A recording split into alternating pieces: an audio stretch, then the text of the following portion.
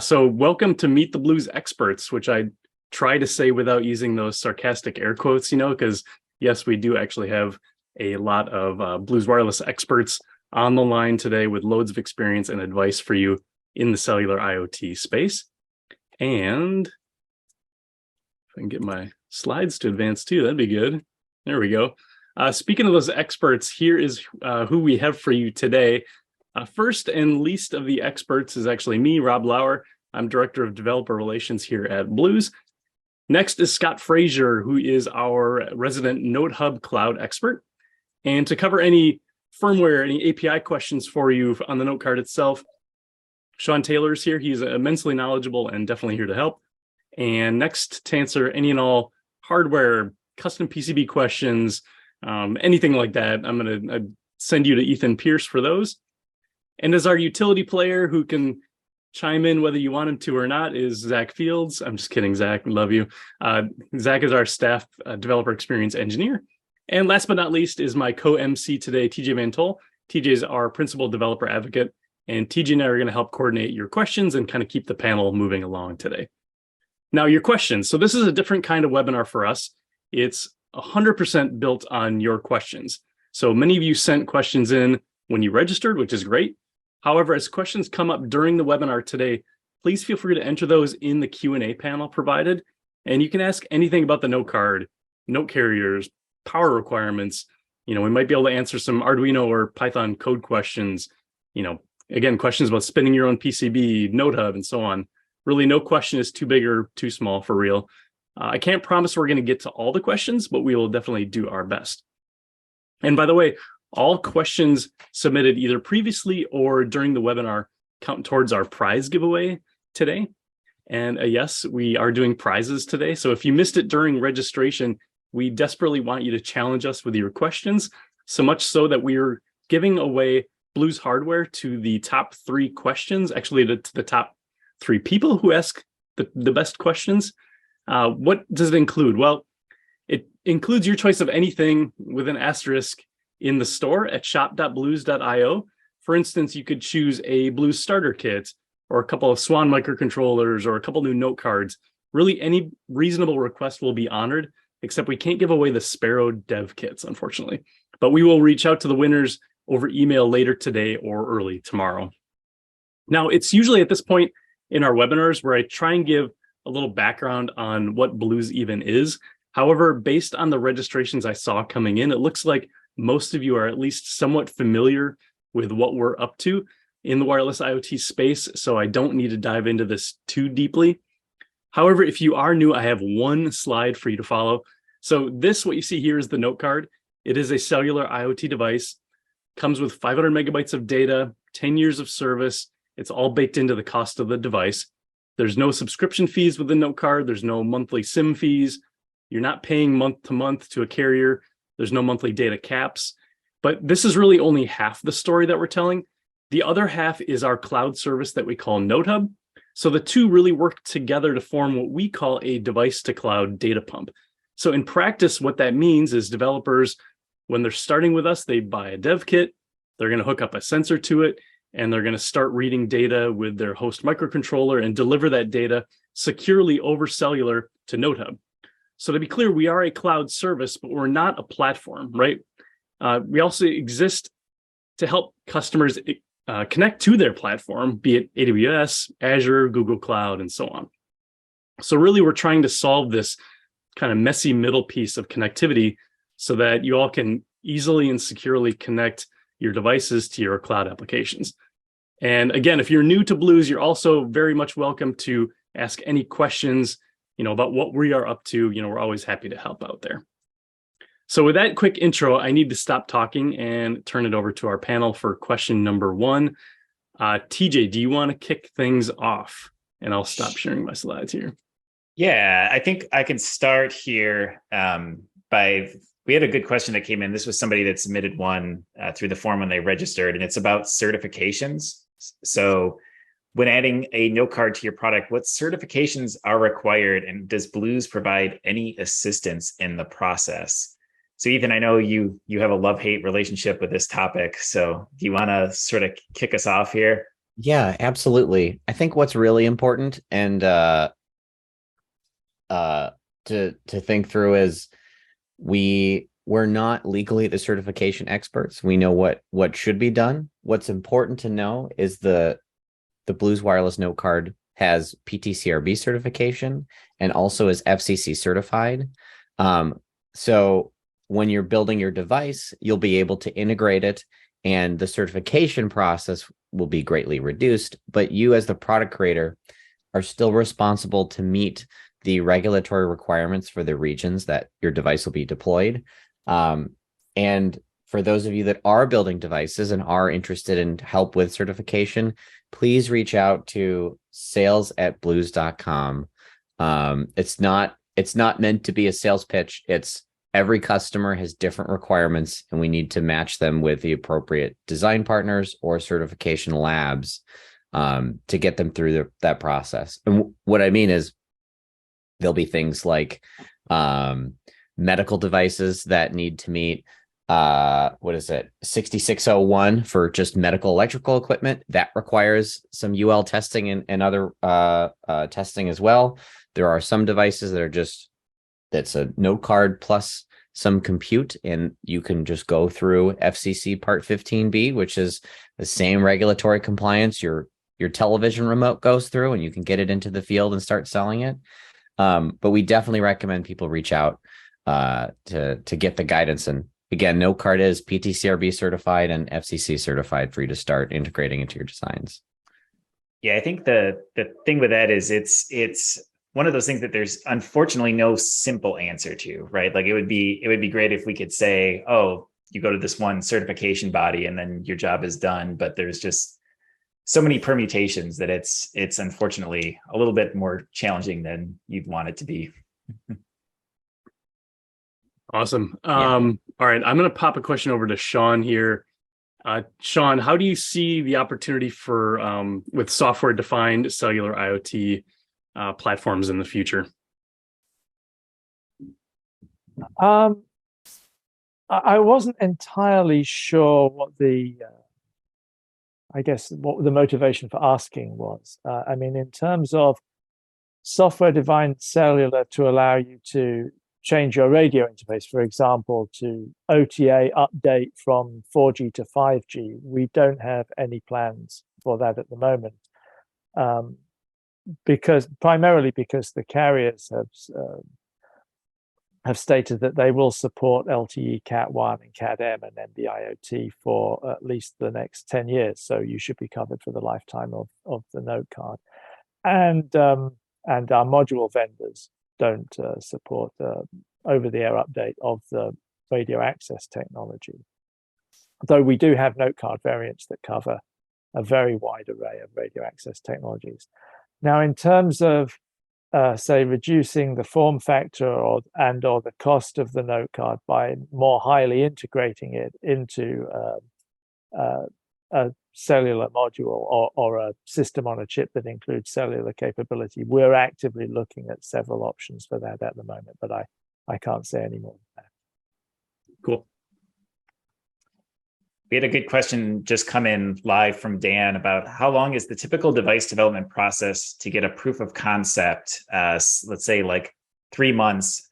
How does the note card help with that process? And I'll just toss this open to the group, and maybe you could just speak a little bit about just the note card helping with POCs just in general. Sure. I'll take this and I'll hand it over to our other colleagues as well. But Dan, I just shot you back a response. Typically with these IoT platform modules, I'm going to be straight with you guys because I'm a hardware creator as well. Sometimes it can really take 12 to 18 months to go from your first device into mass production.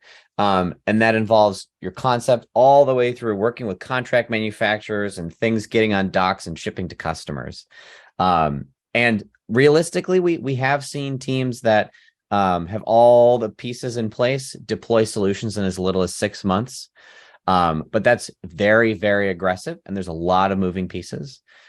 Without Blues, I've really seen teams take 24, 36, or sometimes 48. Just it gets into the years because the teams Resources change, and there's a lot of time spent re-engineering much of the security implementation, a lot of the modularity. There's also regulatory hurdles. So I'll pass it over to my other colleagues as well, but the main leverage you're getting is taking out this big chunk of development cycle that you'll need to approach in some fashion. And most module manufacturers, modem vendors won't give you that support. And even somebody like AWS IoT is not going to give you the total package support. So we're kind of fit right in that middle for you. Yeah, I'll say just from my perspective, part of the reason I'm here at Blues is I was blown away by just how easy the initial sort of prototyping and getting started is. So even though it might still take, as Ethan said, months into years to maybe get your full project off the ground and into full production, that initial experience of just being able to get data from your device up to the cloud is just, at least in my opinion, just so easy, cuts down on your time and your hassle with that so much. So at least for our chunk, we think we make your life quite a bit easier for that. Following up on some questions that have just come in, we've had two people ask about Verizon support. And I know our stock answer is like the Notecard is not certified Verizon, right? There is, however, and I mean, feel free to correct me here. My experience with our customers who have wanted to use Verizon is that they have purchased a Verizon SIM and put those in the note carrier and then use the external SIM functionality or APIs we provide in Notecard. But your mileage can vary there immensely. So it's not something we recommend, but you're welcome to test it. I don't know if anybody has any more color to add to that. I've got some color for you, Rob, because I've been in this industry in a while, and everybody really loves Verizon because they share that they are one of the number one networks. One of the challenges with Verizon is they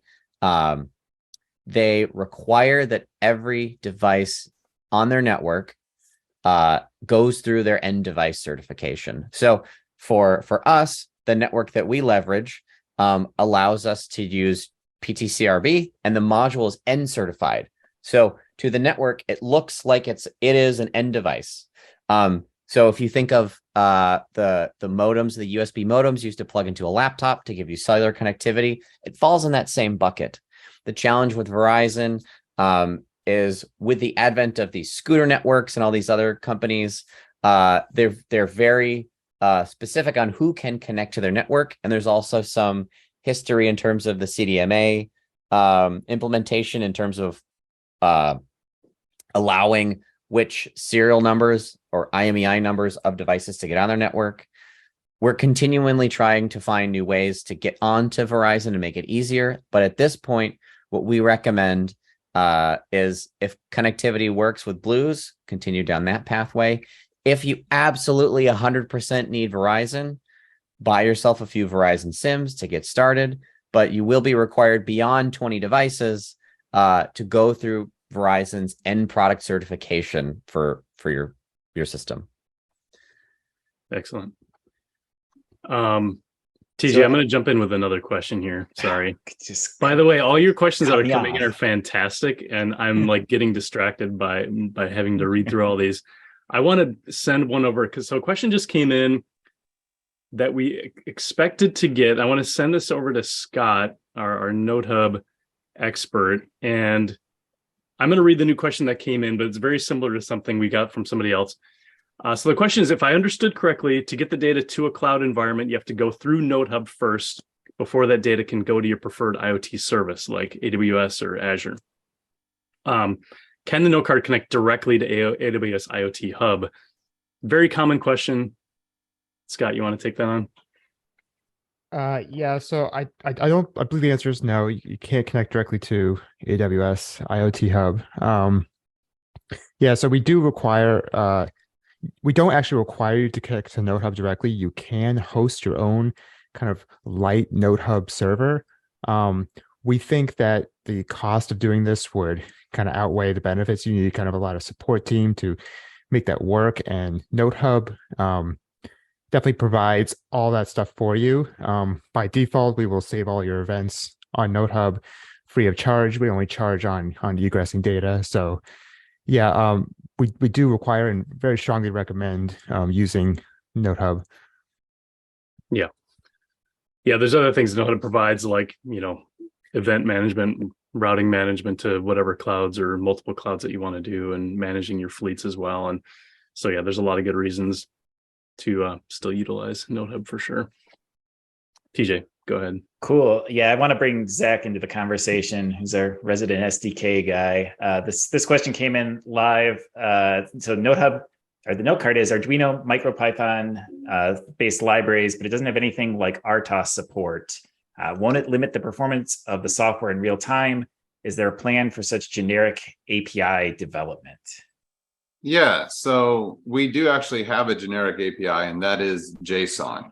When you see Arduino and MicroPython or CircuitPython or whichever one we're using, what you're seeing is a library that is generating JSON on your behalf. So there's no requirement at all to use these things. You would specifically craft a JSON message, send it over to the Notecard on serial like UART, TXRX, or you can send it over I2C, and we have a serial over I2C protocol we've created, so that basically you just send a string of JSON to the Notecard, no matter who you are, and then it will respond accordingly. And then that is the standard API of the Notecard. So if it comes from a RTOS, or if it comes from something simple like Arduino, or even if it comes from your laptop, these are all handled through the exact same path.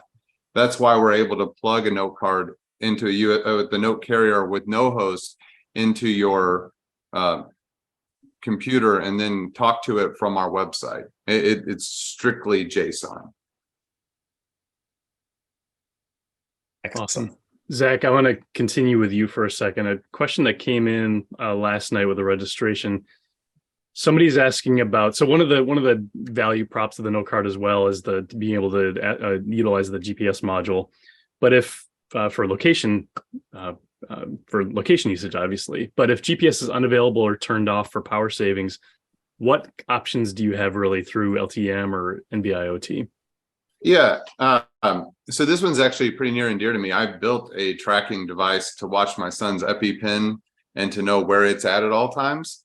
And it runs exclusively on a battery. And I will say, just I know you've mentioned you don't want to use GPS, but we have put a lot of smarts around the way it uses GPS, so it's not wasteful. So, and then it kind of runs, once it's configured, it'll run in like this smart way. And I've had my tracker using GPS every couple of hours last for as long as 3 weeks on a standard LiPo battery pouch. But that aside, if you want to kick GPS or turn it off, because it does consume power, you're not wrong with that. We have two other options, and one, if you're using a cellular Notecard, then you're able to use our cellular triangulation. This is also power hungry to some degree because it's going to ping all the towers, and it takes a couple of seconds. So it's something you can use wisely as well. You can turn it on, let it do its thing, and then turn it back off. That, I assume, that would address the low power nature of what you're looking for. But also, I think to get to the lowest level, we do have the ability to do Wi-Fi triangulation. And this is an experimental technical preview feature. So it's not fully baked. It's not ready for you to probably build a product around, but it's certainly there to test.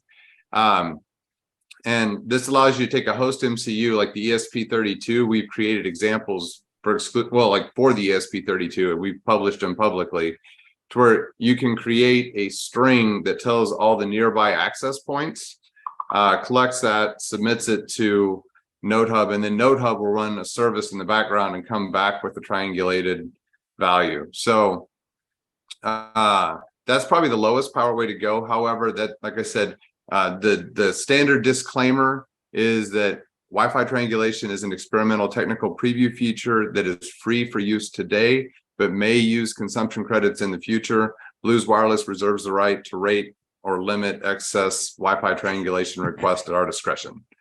That's the state of it right now. I would just add to that, though, that for indoor location, my experience has been that Wi-Fi triangulation it can be very, very accurate. And in terms of power consumption, is orders of magnitude better than GPS. it's kind of shockingly accurate, actually. Like the first time I tried it, I could not believe, like tried it in a mall where it had an area where it picks up, especially if you're in an area where you can pick up on lots of Wi-Fi networks, it's a kind of scary, actually, how good it is. We have a somewhat related question that just came in from Robert, who said he'd like to develop a product that would run on 3,000 milliamp batteries. Do you have any information if this would be possible, and how often the note card could be turned on for the battery to last at least 8 months? So I'm going to open this. Without getting into the specific numbers, I'm just curious what tips everybody has for I guess planning out how long battery is going to last, like in a long-term sort of capacity. Can you rephrase that question one more time just to get to the core of it? Power consumption tips and tricks. Okay. Well, I think it's more like gauging power usage over time. So it's not about using low battery, but it's like I put this out, like I want this to last for a long time. How can I tell if this is going to last for a long time without physically throwing this out for 8 months and seeing what happens? Okay, so the main thing, the thing that I use all the time, I'm trying to see if I have it in. Yeah, it's this. Let me open up this little container and show you. This is for what it does, it's low cost. And see if I get it there. Yeah, it's called the Current Ranger, and it's an ammeter. And you hook this in line with your battery, and then you can put the note card on the backside, and you'll see that the note card idles at 8 microamps, which is extraordinarily low. And that's actually way beneath the decay rate of a LiPo battery or anything like that. But that being said, whenever it's used, it starts to consume more power. So it really is very dependent on how you're using it and the way you've configured it to use. But the way you can kind of see what you're setting yourself up for is you can use an ammeter or a tool like the Current Ranger. I think it's about $150. And then you can see what it looks like for you to do a synchronization with your settings of a note card and see what that's going to pull. And then you can figure out if my battery has this much capacity and it requires me this amount of milliamps or whatever to do a full synchronization, then it's just math after that. And that's a little oversimplified because temperature and cellular retries and other things will impact that, but it gives you a pretty good idea of what you can get away with. And Sean will have way better answers than mine, hand wavy, but yeah. I'll just add a little to that. It's worth noting that the 8 microamps includes always on I2C and UART. So that's not kind of a sleep mode. The note card is ready to communicate with the host at 8 microamps. Our rough internal rule of thumb, and this may actually be an overestimate, is that a sync takes about 10 joules of energy. So you can extrapolate that at your voltage to how many milliamp hours that would be. And we've done, we've set up test setups to repeatedly sync the note card over and over and over until a LiPo or alkaline batteries are exhausted to verify that our estimate of 10 joules is correct. And it's right about in the right ballpark. So you can estimate about 10 joules per sync, assuming you're in reasonably good cellular coverage. Interestingly, each GPS fix takes about twice as much energy as a sync. So just to put into context how much power GPS takes. The only thing to also take into account is if you use a lithium ion battery, it will have a self-discharge rate, and that can sometimes eclipse even the 8 microamp draw over an extended period of time, which is why you don't see devices that are using lithium ion batteries that are rechargeable in the field for long periods of time. Just the self-discharge rate and the way that those batteries are constructed require at least there's some intervention where you're charging them. But you can purchase something like a primary cell where it's a much lower self-discharge rate. We have one that we have available. It's a lithium thionyl chloride battery with a supercapacitor in it that has an extremely low self-discharge, but that means that you can only deploy it once. You can't recharge it. You have to swap the battery out. Something to think about. All right, Zach, I'm going to hammer you with some Sparrow questions. And if for folks on the line who aren't familiar with Sparrow, it's a developer toolkit we recently released that lets you utilize LoRa-based sensors that are kind of clusters of LoRa-based sensors that are in a fixed location. So imagine like a warehouse where you want to monitor 10, 20 different things in a fixed area, and you want to use a single note card as it's kind of the gatekeeper or the cellular backhaul to relay that data to the cloud. And so, Zach, I want to start with with part of the kit, we provide some reference sensors, but somebody wants to know how easy is it, in air quotes, to add alternative sensors. Also, is there anything you can do to extend the range of the sensors with any like external antennas or third-party antennas?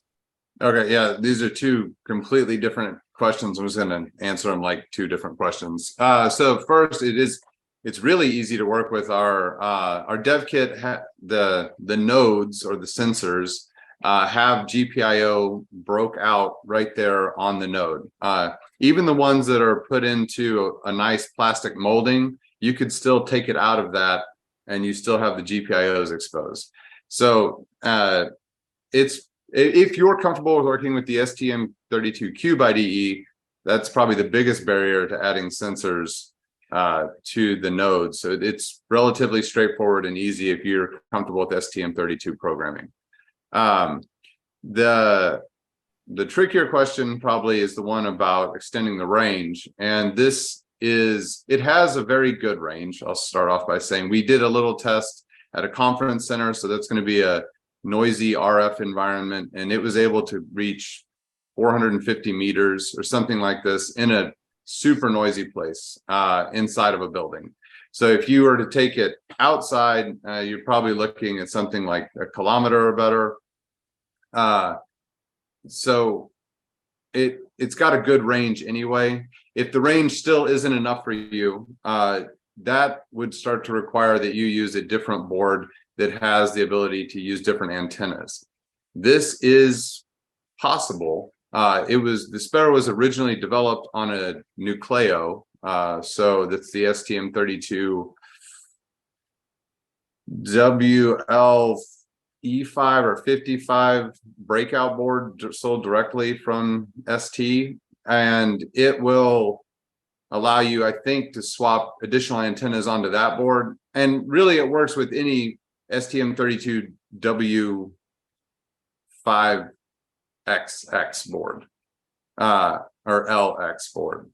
So WL, yeah, whatever. Anyway, there's a chip that we use, and I'm butchering it, I'm sure right now, but that chip can be found in a handful of LoRa boards, and you can deploy our firmware to that, and it just takes the radio and it will talk back to our hub, because we use a hub and a spoke. We're not using LoRa WAN, it's just using the LoRa radio protocol. And so if you were to take one of those alternative hardware implementations, it probably has the ability to add an antenna, and you just need to deploy our firmware. I'm actually this Friday intending to experiment with that. So I'm telling you what I think should happen. I have not personally done it yet. That's my Friday project, and I just hadn't gotten to it yet. So, but I believe so. Yeah, it would just require different hardware than our Sparrow dev kit. So to summarize all that. Cool, thanks. Excellent.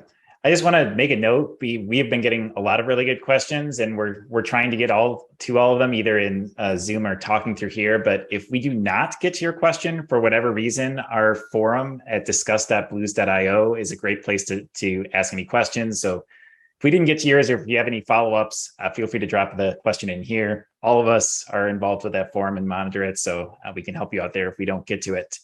But I want to move on to the next one. We had a couple questions come in about PCB and custom PCB development and different concerns around that. So Ethan, I'll toss the first of these to you. We had a question come in about recommended providers for PCB design and production, or any tips you have around any of that. So I'm going to break it up into 3 categories. The first one is just design partners. That's something where we would happily refer you to one of our design partners who we work with who understand how to design around Blues. So reach out to sales@blues.io, or Blues. It's both sales@blues.io and sales@blues.com. Second is circuit board fabrication. That's just making the bare circuit boards. For US based, we've used Summit Interconnect, and then not eTechnet. Summit Interconnect and Circuit Hub that uses Royal Circuits as well to do circuit board fabrication and assembly. For US based, again, that's Circuit Hub and Summit Interconnect. For overseas circuit fabrication, PCB Way, which many of you are probably familiar with. They also do board and assembly. JLC PCB we've had success with. eTechNet as well. And I can post all the name. I'll post all the names in the chat, or I'll have TJ will help relay that message onto the discussion forums. Yep. We'll throw it in the chat real quick. And actually a really good sort of timely question just came in too. Are there any PCB reference designs or guides available? Like, what are some of the things I can strip away when I integrate a note card into a custom PCB? What guides and tips do we have for that sort of thing? Sure. So in terms of taking away the M.2 connector and the UFL connectors, that you're still left with leveraging the note card in your design. But we do have a GitHub repo that includes all of our note carrier designs shared publicly. There are design footprints for OrCAD, Altium, Eagle, and KeyCAD. So we've tried to accommodate as much as we can to the community to integrate a note card design into your own custom board. Excellent. And then the last one on the PCB topic, and this one, Zach, I could start with you because I like this question a lot. Can you summarize the pros and cons of using a Notecarrier-F with a note card versus a custom PCB with a note card? And they said with the goal of shipping 100 units per month, but maybe you could just talk a little bit about the pros and cons versus just using one of our note carriers versus spinning your own board. Yeah. So the first thing that just jumps off the page at me is that the plus is you don't need to have an EE on staff. And if you are comfortable making PCBs, this would pretty much change my entire answer, but let's say that you're not. The minus would be that you're going to end up paying for components that you may not need if you're buying a general purpose board like the Notecarrier-F, as opposed to a tailored board that works specifically for your application. And then I think kind of an example that I was thinking about in my head was that if you could imagine that you would shave off a third of the price of a Notecarrier-F, so that's $10. And I mean, and this is really knocking a lot of components off of it, then that seems like a lot per board. But when you're saying that it's 100 units a month, over 6 months, that's just $6,000. And then if you think of that being $6,000 as the salary of an EE, then that becomes a pretty cheap salary. And then obviously this is going to have like a break even where it will become, if this goes on in perpetuity, it'll be worth doing. But if you're still feeling out your market and you're not certain that, you've got the right path exactly, then I think that it's a no-brainer just to use the hardware that's put together by us. I mean, we're doing it for a living. We're standing behind it. So you've got support and everything. Like, it's a good way to start. And then, like I said, there'll be a break-even point where you'll want to take it over and run with your own. But again, if you just think about it strictly in terms of salaries, even if you ran that out to a year, that's a $12,000 for an EE. And that's a pretty good rate if you think of it that way. So I think while you're starting, it's a lot better to use the prefabricated hardware to prove your market. And then if you prove your market and you've got big contracts, that's a good time to switch. Excellent. I think that's my PCB hour, Rob. I'll turn it back over to you. Well, I'm going to take over with the coverage and antenna hour. So we got a lot of questions about if I can summarize them here, I guess I want to summarize them saying, what tips and tricks do we have for improving connectivity? Let's say somebody mentioned they're in like a rural location where connectivity is kind of sketchy. What are the easiest things folks can do to improve, their connection with the Notecard? And I'm kind of leaving this open because I have my own answer that I would normally give, but I'll leave it to maybe Sean or Zach or Ethan. So I'll give at least a high level overview for it, which is if you are in a place that is rural, the most important thing to do is use the information that you know locally in terms of which carriers work best. We suggest that you start with testing the Notecard connectivity first, see if you can get the appropriate performance on it. We recommend starting with the Notecard WBNA. If you're based in North America, that leverages LTE Cat 1. Once you've established, okay, maybe Notecard connectivity doesn't work. Okay, I know which carriers are work locally because of some tribal knowledge from that community. Then you can start testing out that that SIM card there. In addition, you'll also want to explore different higher gain antennas. There's a company called Taoglass. Taoglass has a variety of external antennas that you can attach directly onto Notecard, and will provide higher gain so you can connect to those networks. If on top of that you have a region where I've got some connectivity, some cellular connectivity from a tower, there are repeaters from a company called Wilson Electronics that we've had success with in the past. If you just need to get some cellular signal from one area of where you're standing to another area where you are, those repeaters can also be very helpful. Zach and Sean, do you have any other comments on that? Yeah, so I'm actually in a rural place. I'm in Southwest Missouri, and I live right. My family has a cattle ranch and all this kind of stuff. So one of the things I would say is, it's a little bit contrary to the idea of like go with what you know as far as cellular is, because around here we're this is Verizon country, and everybody's cell phone is Verizon, period, because otherwise you're not going to get any signal. But cell phones and it's funny. So I had that in my head, and then the first time that I had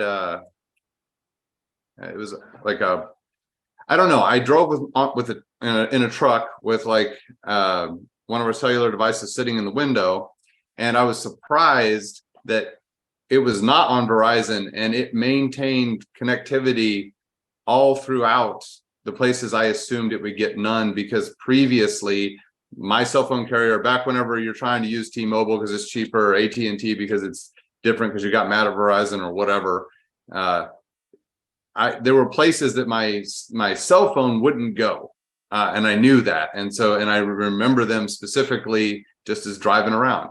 But I was shocked when I found out like my LTE, because these WBNAs are, think of LTE, and they're kind of running on the LTE network, and that's pretty much everywhere. I think I hadn't transitioned in my mind that it's changed so much over the last decade, probably, that I had really good coverage in almost everywhere. And then the handful of places where you're like, well, Verizon only works here, it's typically working as a phone only, not as a place where you can get data and use the smartphone feature of your phone. It's just where you can make a phone call. And then that's like a 3G tower or maybe a 2G, which I don't think we support. I could be proven wrong. Let Sean do that to you. But that wouldn't help you anyway to have Verizon if it's the LTE network. I think that's so to test your assumptions. I guess that's the net of that, because my assumptions were that only Verizon would work, and it turned out that the Notecard works almost everywhere here, and it's not using Verizon as it's baked in SIM. Yeah, the only thing I would add is so just to put some context around all of this, if any of you started with Blues Wireless with one of our starter kits, you probably know that we sent by default an NBGL note card, which is our narrowband global note card, which works in 135 plus countries. Still a great note card, don't get me wrong, but we found that to kind of improve the connectivity issues that we were seeing in some places, we switched over recently to including either a WBNA or WBEX note card, which is our wideband Cat 1 note cards that work in North America or EMEA and a bunch of other countries. Country support is all documented in our reference, our data sheets online as well. So just so you know, like, there's a bunch of different options depending where you are locally or what access you have to like NB-IoT or LTE-M towers and such too. So like Zach said, it's really, you got to do what's best for your specific scenario. Excellent. So I'm going to ask one that came in yesterday and bring Scott back in here. We had a question about scaling on sort of the data side of things. So looking to scale beyond a few devices and set up an infrastructure that can handle hundreds, maybe thousands of devices. Any recommendations for where to place and manage your data at that scale? I'm not sure whether to use one of the big clouds or just set up my own sort of database and data access layer. So I'm curious, Scott, what tips we have there around scaling from a data point of view. Yeah, that's a great question. So your choice of database technology is going to depend a large amount on how much volume you expect to be seeing and how you're going to want to query that data. In general, keep in mind that the events that we're sending are JSON documents. So, NoSQL databases like MongoDB are very much built for that kind of data. So something like that would be very much suitable. Though these days, most database technologies like Postgres or Kafka, can support this kind of data. And it's really just a matter of analyzing kind of how you're going to use the data and how much volume of data you're going to get. We always recommend, using a hosted provider like AWS to host your database. They provide a lot of guarantees like uptime management, uptime guarantees and failover, things like that are hard to manage yourself. If you have any kind of specific questions based on, the amount of data you think you're going to get, just feel free to shoot us, some comments on that, and we could better assess what kind of database would make sense. Excellent. Cool. So this really specific question came through, and I wanted to talk about it in the open forum about GPS. So Sean, I'm going to put you on the spot here. I'll read this question verbatim pretty much and see what you think. So my application is in the automotive field. It tries to determine via linear regression both thermal breakdown and oxidation of its engine's lubrication system. So it's a mobile application, but it only communicates to Notehub at the end of the trip. What I've been trying to do is to create a digital compass determining my bearing. When I use GPS, presumably on the note card, it seems like I can get a reading no closer than about 45 seconds apart. But he needs a reading at about 5 seconds apart. There's no power concerns. I know Zach, actually, you probably have some input on this as well. But so if either of you have any suggestions for how to kind of improve the cadence of getting a GPS location. So the note card doesn't support concurrent cellular sync activity and GPS.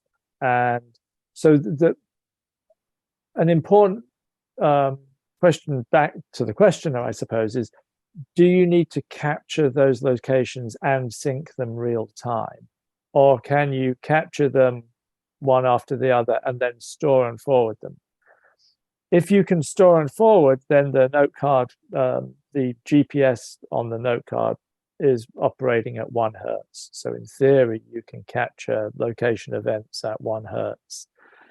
If you need to capture each event and transmit it through Notehub as quickly as possible near real time, then the modem is going to be switching back and forth between cellular mode and GPS mode. And I think that's probably where your 45 seconds comes from.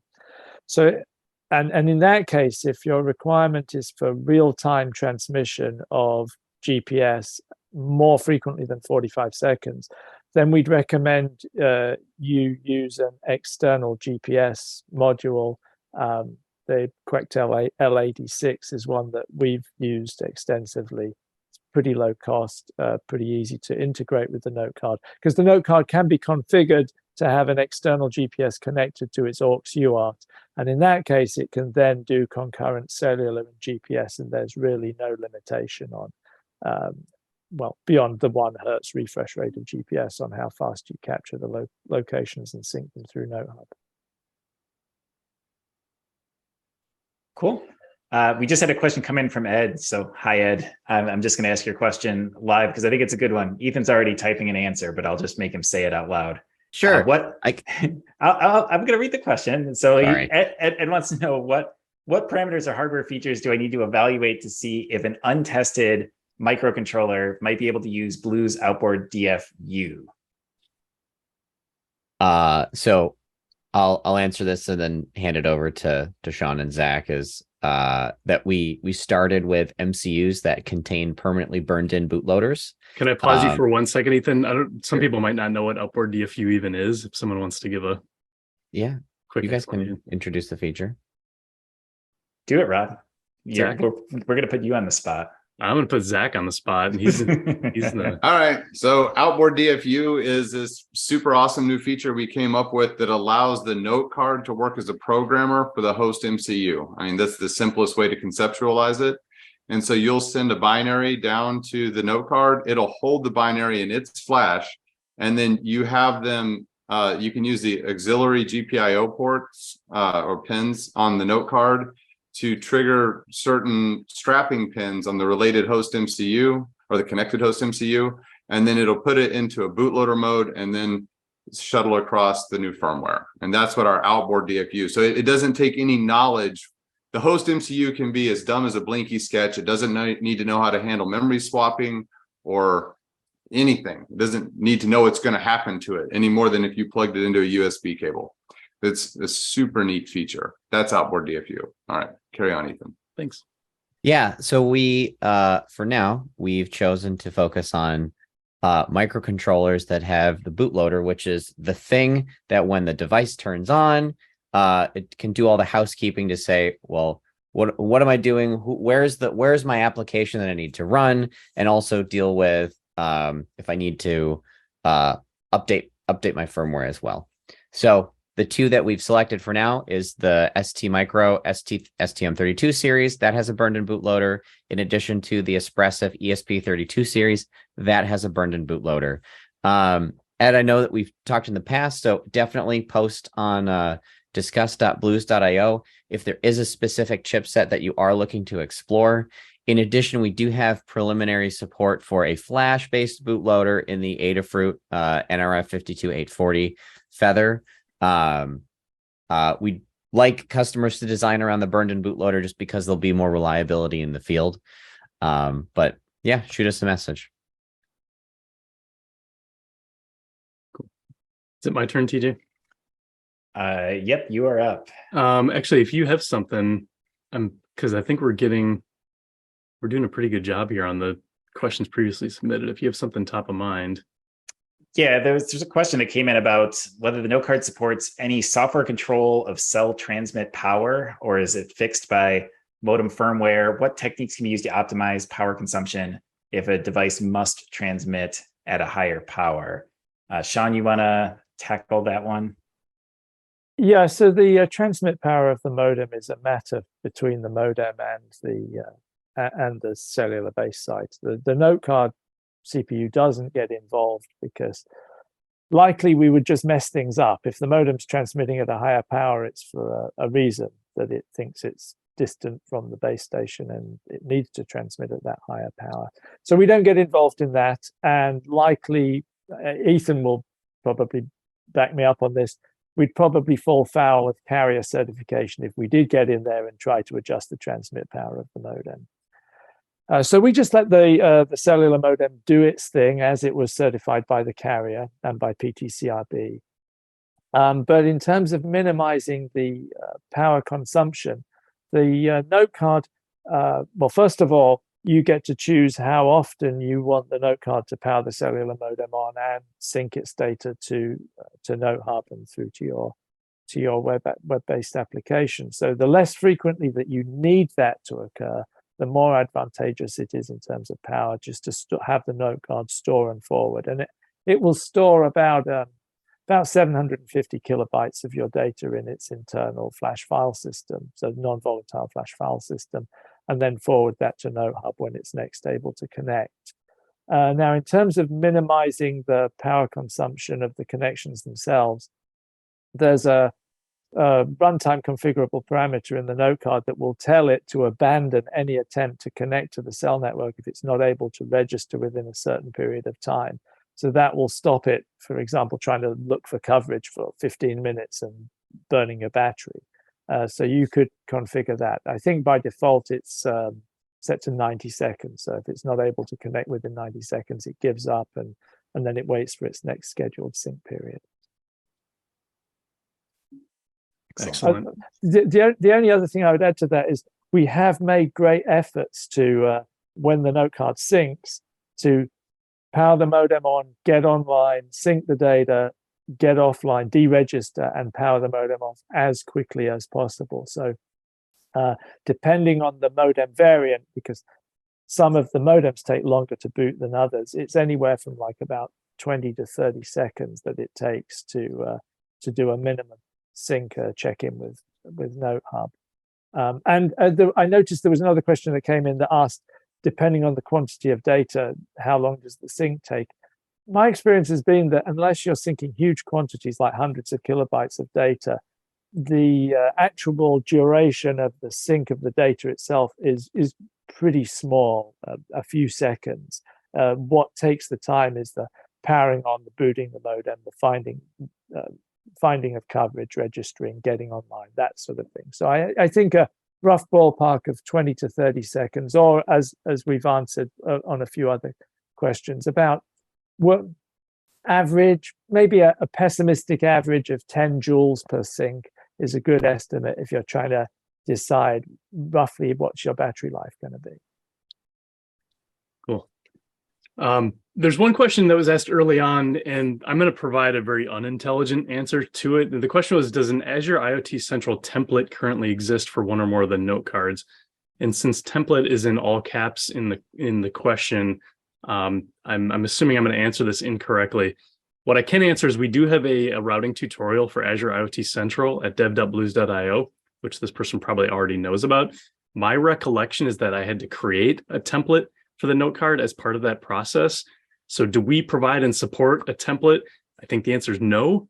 If anybody else has any more experience with Azure, feel free to chime in, but that may be a question you just want to ask on the forum as well. Otherwise, we got 5 minutes until we promised we would end here.